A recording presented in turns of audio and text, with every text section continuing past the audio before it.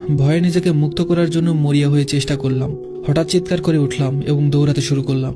চারিপাশে এত অন্ধকার যে কোন দিকে যাচ্ছি কিছুই বুঝতে পারছিলাম না। আমার মনে হচ্ছিল পিছন থেকে কেউ যেন আমার দিকে এগিয়ে আসছে, সেই থপথপ শব্দ যেন ক্রমাগত আমার কাছে আসছে। কিন্তু আমি দরজার দিকে পৌঁছানোর পথ খুঁজে পাচ্ছিলাম না, যেন ঘরটা শেষ হয়ে গেছে। আমার শ্বাস দ্রুত হয়ে উঠল, শরীর ঘেমে ভিজে গেল। আর তখনই হঠাৎ এক অদ্ভুত ঠান্ডা হাত আমার পিঠ স্পর্শ করলো। ঠান্ডা হাতের স্পর্শে আমি এক মুহূর্তের জন্য থমকে গেলাম। মনে হলো সারা শরীর যেন বরফে ঢেকে গেছে। এক মুহূর্তের জন্য নিঃশ্বাসটা আটকে গেল। সেই হাত ধীরে ধীরে আমার পিঠের নখ বসিয়ে দিল। আর তখনই আমার ভিতরের আতঙ্ক যেন বহুগুণ বেড়ে গেল। আমার মন বলছিল পালাও, কিন্তু পা যেন মাটির সঙ্গে আটকে গেছে। তখন হঠাৎ পিছন থেকে একটা শ্বাসের শব্দ পেলাম। আমার গায়ের রক্ত যেন জমে গেল। কাঁপতে কাঁপতে ঘাড় ঘুরিয়ে দেখলাম সেই মেয়েটি আমার পিছনেই দাঁড়িয়ে, তবে ঠোঁটের কোণে লেগে থাকা রক্ত যেন আমার গাঢ় হয়ে উঠেছে। মুখে এক ধরনের বিকৃতি হাসি। আমার শরীর কোনোভাবে আর সাড়া দিচ্ছিল না। চোখ বন্ধ করে চিৎকার করতে চাইলাম, কিন্তু গলা দিয়ে কোনো শব্দ বের হলো না।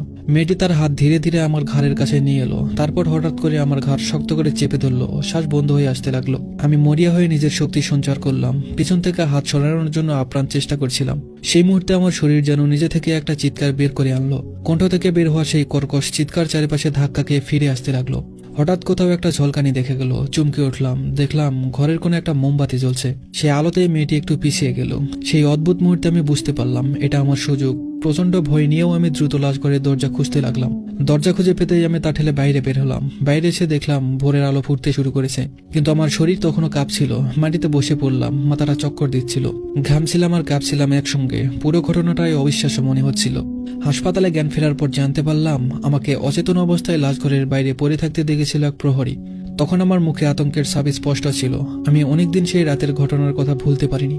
আজও একা থাকলে সেই ঠান্ডা হাতের অনুভূতি আর মেয়েটির বিকৃত মুখ ভেসে ওঠে। তখন মনে হয় আমি বোধহয় সত্যিই মৃত্যু চেয়ে ফিরে এসেছি। তো এই ছিল আজকের আমাদের প্রথম গল্প। আশা করি গল্পটা আপনাদের ভালো লেগেছে। এমন সব ভয়ঙ্কর গল্প পেতে অবশ্যই আমাদের চ্যানেলটা সাবস্ক্রাইব করে আমাদের সাথেই থাকবেন।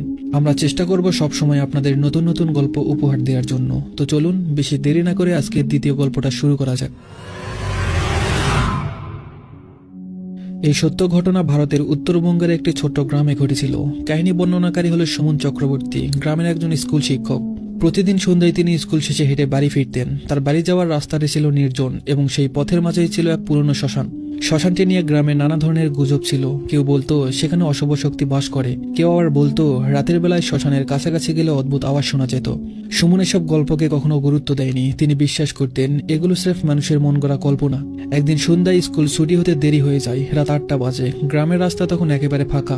তিনি প্রতিদিনের মতো শ্মশানের পাশ দিয়ে বাড়ি ফিরছিলেন। হঠাৎ করে তিনি অনুভব করলেন চারিপাশের